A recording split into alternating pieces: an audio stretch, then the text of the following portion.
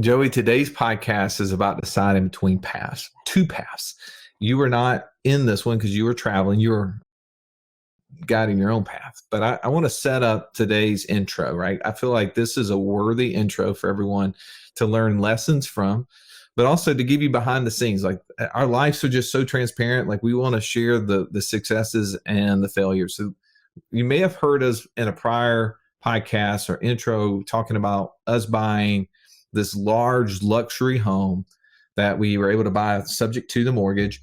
And we were super excited about doing renovations in the project to make it a 7-bedroom short-term rental for large families and everything else.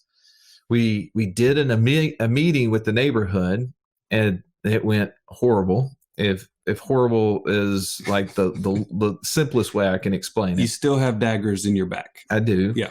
And we knew that we needed to go meet with the city because they were shooting messages to the city to like try to shoot down our plan. And so we wanted to like go have this meeting. So for, the last week you helped organize it, Joey.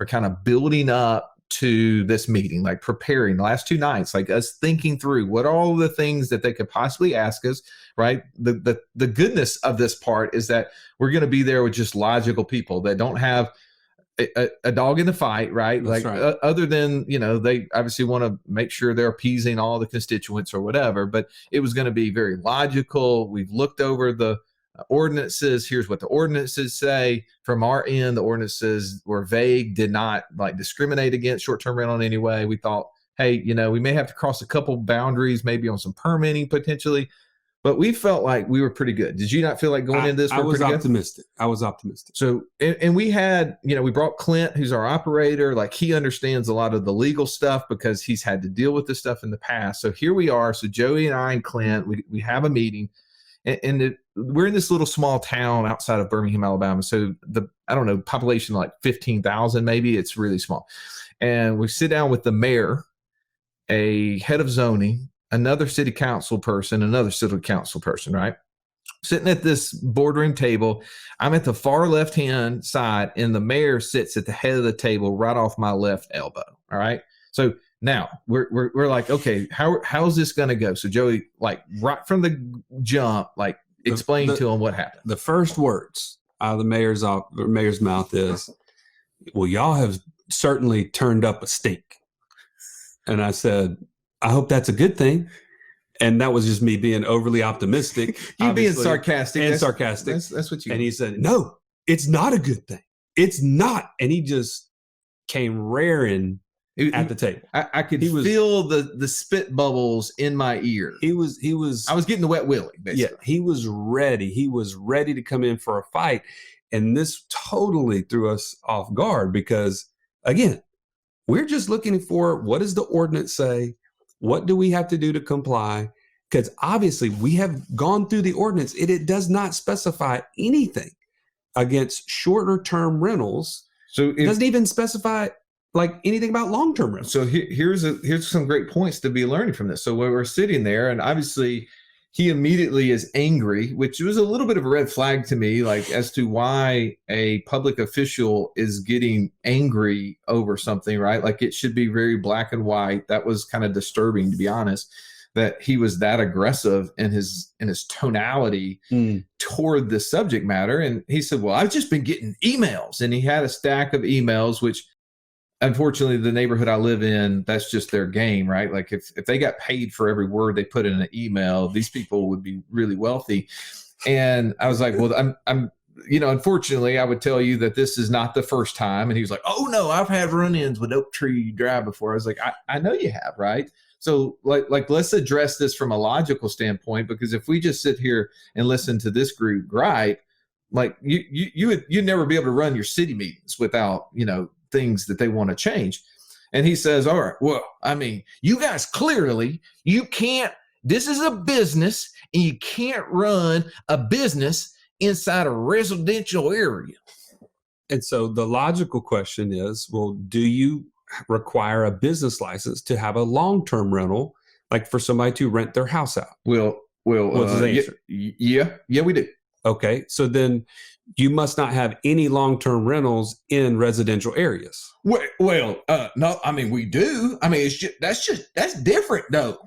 Okay, but so people can rent out their properties in residential area for 12 months. What about for 6 months? Well, yeah. Okay, what about for 3 months? Well, isn't that the same? Well, no, it's different terms. Well, it's perception, is what he said. Perception. So there is nothing in the ordinance about perception. It is all about. There's nothing black and white about this conversation. It just became a fist fight, emotional fist fight. Well, one of the things what came out of that, we asked our operator, we said, well, is this accurate? And he said, well, no, there's actually case law in the state of Alabama that says that running an Airbnb out of your house is not a business. And he goes, well, I Googled it. It says it clearly on Google is running a business. And I said, well, sir, I think I would stick with case law over whatever Google said. And by the way, that was actually good. And one of the city councilmen snickered at that one. They were like, oh, that was good. Yeah, he got you on that one, Mayor. But here's the reality. You guys, we want to share this with you because we want you to hear that everything is not rosy and perfect all the time. We learn sometimes lessons the hard way. But the big thing that I want to also take away is what I told Russ earlier, is that if God wants us to rent this house out on a short-term rental basis, we're going to go to the city and they're going to work with us. They're going to be amicable. Everything's going to work out. But if God doesn't want us to do this on a short-term rental basis, this is his property. Ultimately, Psalm 24:1, that all of the earth and everything in it is the Lord's. We're going to just say, which one do you want us to do? Which path do you want us to take? And at this point, he's made it super clear that we're going to sell the house. I mean, it's possible I may put a for rent sign out there for the neighbor's benefit. And if I have anybody can skip trace the mayor's cell phone number, I may put his number on the sign. It's just possible I would do that. It probably wouldn't be the Christian thing for me to do. But you're right. Like at the end of the day, like this is obviously not the right fit. There's times where this happens. There's times where that we could go into battle on this, but it would probably be a battle that, and we told them this, we said, look, we can spend tens of thousands of dollars and fight you legally and prove to you guys that your ordinances are not accurate into us preventing us from doing this. But then they could actually, because it's like a 6-person team, like they could vote and change it at the same time. It would be stupid of us to fight this because there's not enough battle in that. So anyway, just for you to hear, things that we go through, hopefully this is beneficial to you. If you get a laugh at our expense, and it's not the last time we will fail, or I don't like failure, learn a lesson. But we hope that you will help. And hopefully today's podcast, as we talk about the ways to go down 2 different paths and the 3 different things that you can think about that can help you overcome and take imperfect action. So without any further ado, let's belly up.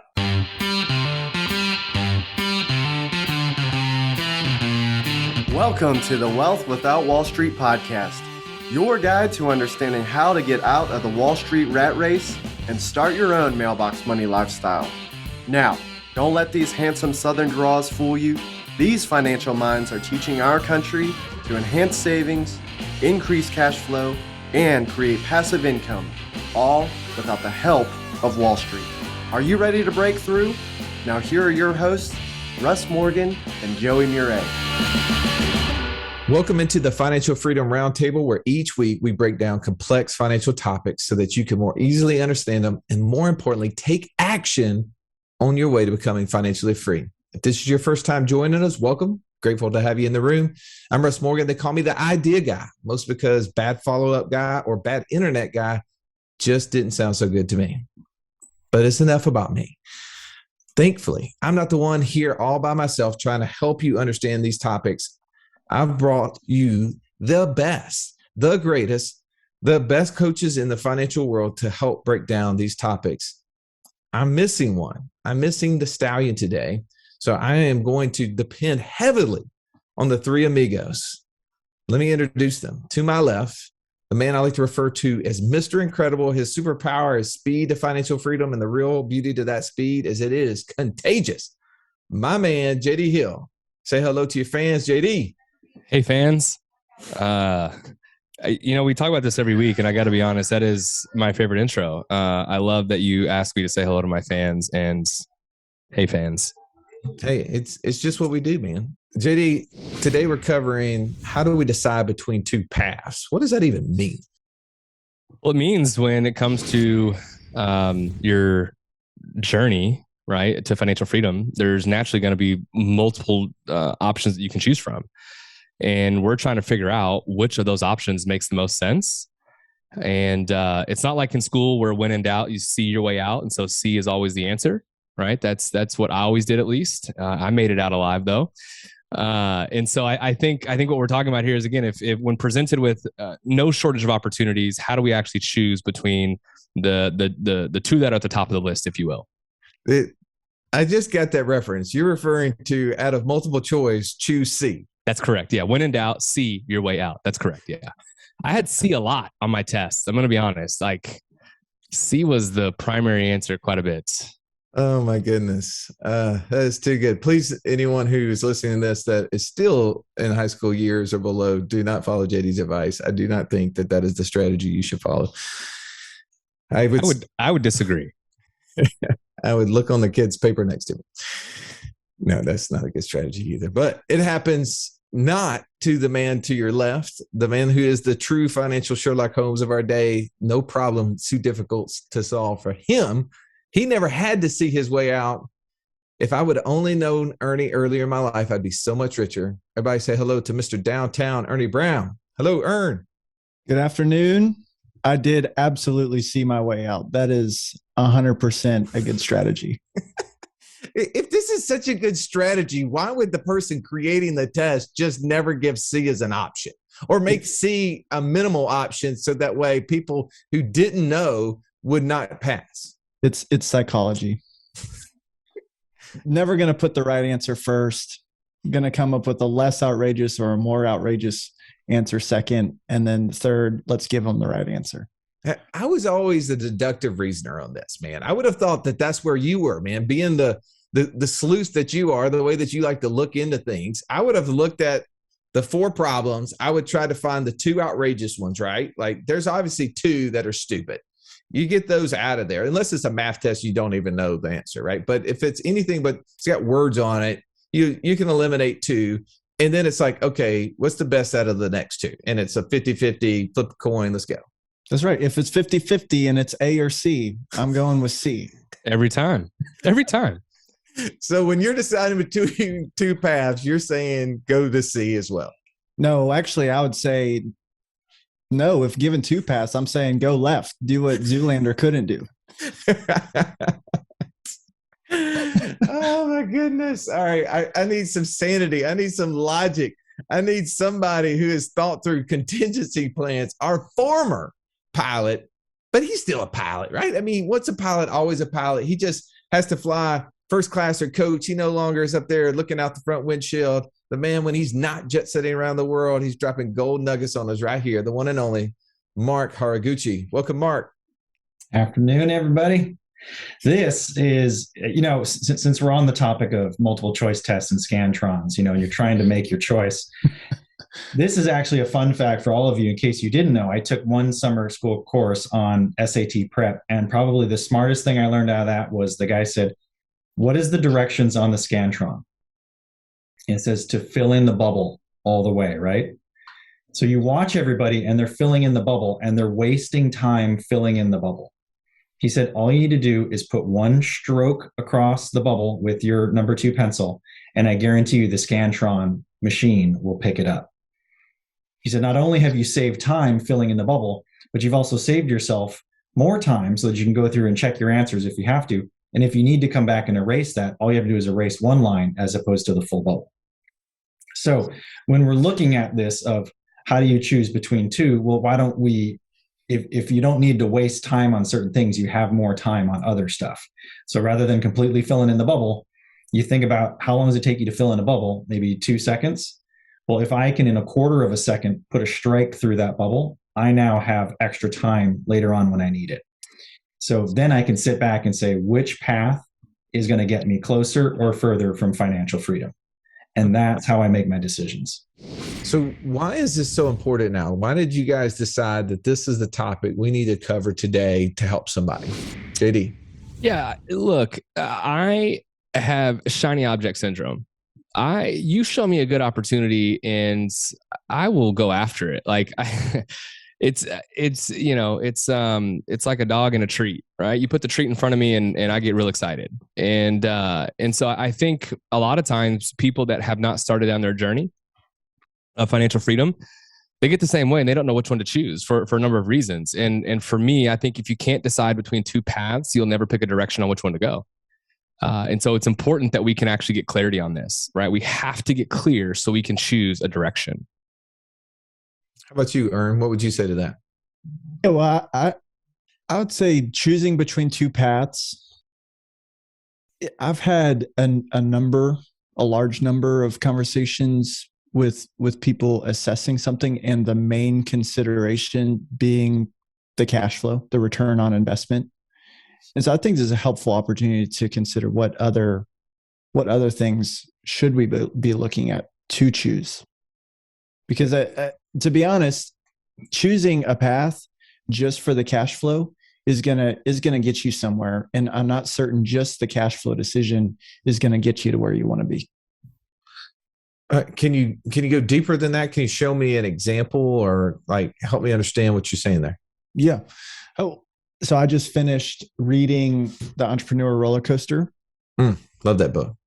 Thank you, Russ. And I would say the thing that I took away from it is a growing of my desire to want to be excellent in business. And to be honest, I love the idea of turnkey real estate for the partnership, for just owning real estate as opposed to an arbitrage method or something like that. I love that, but it kind of hits on my lazy bone, and that I don't have to learn as much. Right. But I read this book, and where I want to go actually involves, I do want to grow and develop. Financially free, I want to be able to continue to grow and develop. And so choosing the path just for the hands-off cash flow nature, I'm not so certain. It's made me reevaluate. Okay. Mark, jump into this. Why is this important now? I think it's important because you can, for exactly what JD said and exactly what Ernie said, you can get hung up on spots, and it can prohibit you from making a choice. And a lot of people are going to be second guessing. And I want you to remember, it's only a bad choice. It's only the wrong path if it ends up not working out and you choose to not learn from it. If you choose to not learn, then you're just destined to make that mistake over and over again. But if you make a choice and it ends up not working out, but if you can take what you've learned and then now pivot and keep moving forward, well, then the choice really wasn't necessarily a bad choice. It was just a learning moment choice. So keep moving forward. Now, I think a lot of times people get into that spot, and believe it or not, if the choices go left or right, if you don't make a choice, you've actually made a choice. You've chosen not to move forward, and now you're stuck. And so if you never choose to start, I guarantee you will never finish. Well, yeah. And I've heard it said that, you don't have to be great to start. You just have to start to be great. Right. And I think that that's your point. So if we were to break this down, we're going to take two paths. We're going to break it down to kind of sections. Is it fair to say that maybe one section is we have to stop over analyzing it, right? The whole analysis paralysis deal. Yeah. Second, which could be very similar to that, could be fear. The third maybe, and I think, again, these all are pretty in the same vein, but a lot of times the unknown or lack of education that we may have. And I think, Ernie, you even said this, that maybe it's a person who just cares too much about money. So I want to break those down. So talk to me about analysis paralysis as it relates to picking two paths.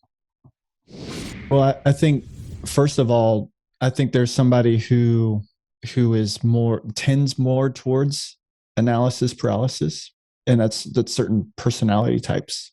And so I think, how do you fall on either side? Well, one, I think you just know about yourself. How can you choose a path if you feel like you are getting down into the weeds and maybe too deep into the weeds? I think one thing you need to step back and understand, is this an area where I would be hanging up naturally? And you can move through that. This podcast is amazing, almost too amazing, Russ. There's too many ideas and I don't know where to get started creating passive income. Well, here's the thing, Joey. I think one of the things you need to consider in that statement is, what is it costing you to not know? What is it costing you not to take action? I love the statement that says you don't have to be great to start. You just have to start to be great. If you're struggling on where to start, you have to know what type of investor you are. Know your investor DNA. And if you want to learn more about this, you can join us in our Passport Challenge at wealthwithoutwallstreet.com/passport. Get started today. Well, when you talk about that, it's interesting, right? That personality types do dictate sometimes when you're going to be one of those who naturally does it. I don't think you would know this about me just by the way that I can buy something, a car, house, whatever, like in 5 seconds, right? I can make a decision really fast.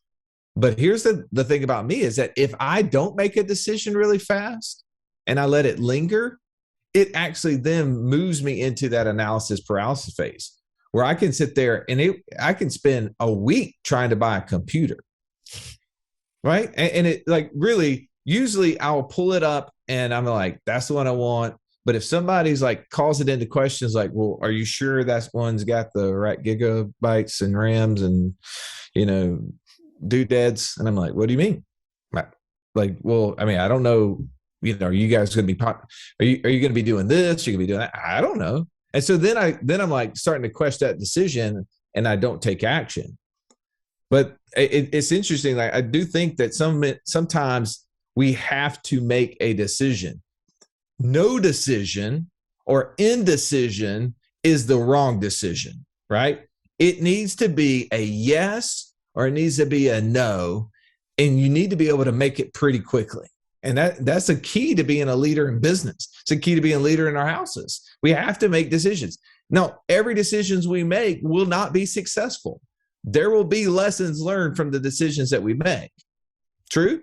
And that's the reason why, like, if you're making decisions about finances and you've not made those kind of decisions before, don't make huge decisions, make small ones, right? Like, allow yourself to not fail, right? I don't believe in failure. I believe that there's success, but there's going to be a lesson learned from it. And make sure that the lesson that you're learning isn't catastrophic. True? What would you jump in there to that, JD?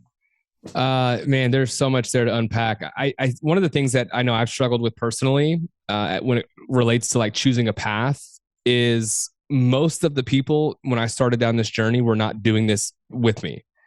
Simon Sinek did a talk or a presentation on this, and he talked about the herd mentality, right? In human nature, our human nature is to want to do what the herd does. We find security in being a part of the herd, even if, and this is the wild part, even if we know what the herd is doing is actually going to hurt us, we will still do it because of the safety and security of being part of the herd. So I think where a lot of that fear comes from is separating from the herd and going a different direction. So when it comes to choosing a path, the most common path is what? It's a 401k, right? That's an easy decision to make by default because it's what everyone else is doing and there's safety in that. But when you separate, go ahead, Russ. Well, are you saying that the fear of making a bad decision or a decision that may be contrary to popular belief is moving people in a path that is maybe contrary to what they want? 100%. Because think about it. If my 401k goes down, guess who else's 401ks went down? All of my employees. So I have that misery to share with them. Right. But if I make a bad decision investing in, say, single family real estate, I don't have that to share with anyone. I'm on my own. Right. And so I think that's where also some of that fear can come from, is the fact that you feel like you're on an island, which is what I love about our community, by the way, is that you're not on an island, right? We've got 5,000 plus people doing the exact same thing. And so for one of the things that I've had to learn myself is to fail forward, right? Because even what I teach my boys is that you only fail if you quit. Like, period. Failure only happens if you quit. But if you don't quit, you don't fail. To your point, Rush, you learn. And what do we learn through that? We learn a ton through that. I learned a lot about short-term rentals. For 18 months, I've had a short-term rental that has absolutely killed it. And I've not wanted to do another one because I've learned about myself that I'm not that great of a host. But guess what? I found a team member that I've hired right? That we're about to take on another short-term rental because I can outsource that now. Right. But I've learned through that process, and I never would have learned if I hadn't have actually taken that first step. Yeah. Well, and one of our members said that she likes to think of it like an exploration to taking the feelings out of fear, right? And that happens, right? Just action, taking action will reduce fear all the time. Yes. I mean, every time I jumped off something like a bridge or a cliff or something in the water, it's like just the hardest steps. That first one, man, gravity takes over at that point. Mark, I mean, talk about fear. Like how is that preventing people from taking action or deciding between the two paths? Well, actually, I don't want to do the fear one. I want to do the person who just cares about money. Well, so I'm going to answer the question that you didn't ask, Russ, but thank you for asking about people who just care about money. So I actually wanted to hit on that one. And, Ernie is actually really helped bring this point up, but I want to touch on it on a personal note is at the start of 2020, I dropped a significant amount of money to invest into a course so I could learn about a passive income strategy. And as I was going through that strategy, I saw the numbers, I saw it on paper, it all made sense. I wanted to do it. I started doing it, and I realized I didn't quite fit my DNA. But larger than that was I asked myself the question, am I doing this because I just want more money? Because I just want a little bit extra in the passive income column? Is this really what I want to hang my hat on 5, 10, 15, 20 years from now? Am I creating and living the life that I want to live, or am I just chasing money? And I had to shelve that topic and that idea because I realized it wasn't aligning with what my core of what I wanted to achieve while I'm on this planet. And so for me, that was a moment of coming up on a crossroad of what path do I really want to choose? And it wasn't even like the passive income path itself. It was a life choice path. And so you're going to have forks in the road for ideas about passive income. You're going to have forks in the road for ideas about how you and your family interact and what you do, but you also have personal forks in the road. And so a lot of times we talk a lot about passive income. We talk a lot about, infinite banking concept and how we can help you integrate those through. But there's also the you piece of the puzzle. There's the life piece to this. And if you're not, in my opinion, actively working towards and bringing into the life that you want and that level of success that you want, this other stuff isn't going to matter. And so sometimes those are the choices you're going to have to make too. So from a personal plea, that was a moment I had in 2020, and my life has never been better since.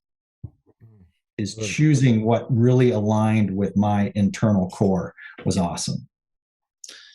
Ernie, tell me, how does just the unknown or maybe lack of education play into not being able to decide between two paths?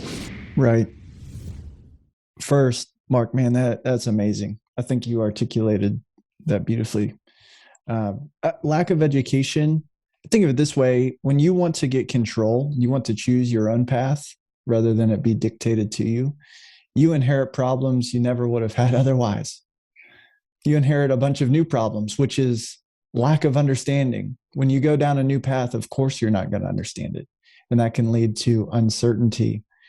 I think the solve for that is community, is other people, like we've talked about. I think the benefit of finding somebody who's a little bit ahead of you and finding out what did they do that worked? What did they do that didn't work that you can avoid? And I think that is a solve for lack of education. And fortunately, man, if we were hosting a podcast in 1847, which, that'd be pretty cutting edge, wouldn't it? There's just access to information was much more difficult. Today, man, we got it. We can take courses online. We can jump in forums and chat with each other. We can coordinate meetups through the internet and do that in person or over the internet if we wanted to. Lack of information, it's out there for us. We just got to find it. Well, and I mean, the fear of the unknown is always pushing back, right? Like, Joey and I are going through this process right now where we bought this property. We're going to turn it into a large short-term rental. It's a 5-bedroom. We're actually going to convert 2 bedrooms, 2 different spaces in the house to make it a 7-bedroom and host large groups, maybe corporate retreats, maybe families who are coming in town for reunions or for weddings or whatever. And the pushback of the property owners next to it was way more than we anticipated. And I could go through the fear of the unknown that they have, but I'm going to apply it differently. Like looking at this situation now, like, would I take a situation like this where I had to go through all of these troubles? Like on Monday, Joey and I are going to be meeting face to face with the mayor of the city that this property is in. And we're going to be meeting with 2 of the city council people to talk about this property. As compared to every other unit we have dealt with up to this point, we've never had that, right? So like 2 paths here. Like I can look at it and say, man, would I just want to take the easy path that requires no resistance and I could just do, or would I want to go through another situation like this? Because to be honest, but even before we got to this property, another property that we looked at and put under contract had similar issues. The municipality it was in had rules that we learned after we put it under contract that restricted short-term rentals, and it was going to require us getting like 3 different bodies to vote over separate times, and we'd have to run the gauntlet each time to get it passed.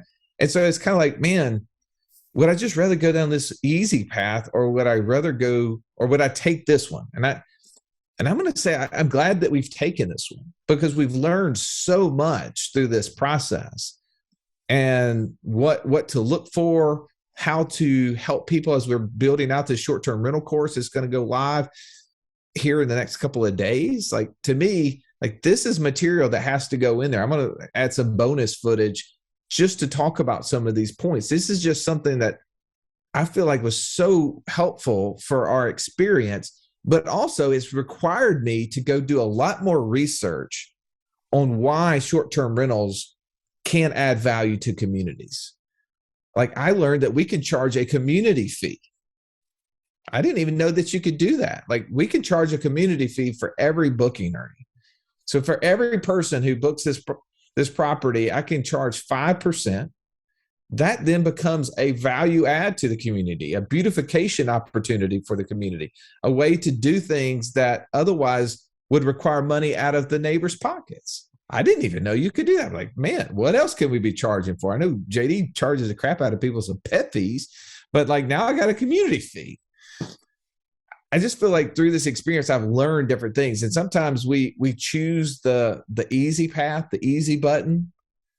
And I'm not saying that easy button isn't the way to go a lot of times, but man, what we learn through the hard path sometimes can really help us just grow, and then what we can share and deal with others. So let's talk about that. I'm going to wrap this up. I know we'll kind of put a bow on this. We got to get into the inner circle and start having discussions. And if you're not a member of the inner circle, you need to go ahead and schedule a call with one of these coaches and see if this is a good fit for you. You can go to wealthwithoutwallstreet.com/inner circle. You can schedule a call with one of the coaches, and you can talk about, is the inner circle the way to help you get to financial freedom? Is it the thing that's going to help you accelerate to where your passive income equals your monthly expenses? And these coaches can talk to you through that and see if it's a good fit for you. But how do we address this, gentlemen? How do we address these issues so that someone can get over them? Well, I think we've had a lot of nuggets in here, and I was just jotting them down. So how do we address it? I think we think through these things.